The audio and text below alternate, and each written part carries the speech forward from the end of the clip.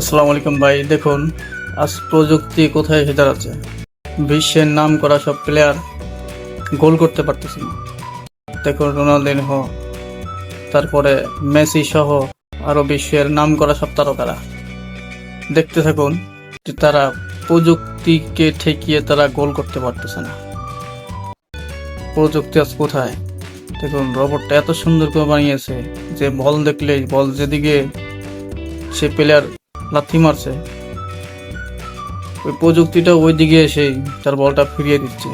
গোল করা ইম্পসিবল, গোল করা তো সোজা না ভাই।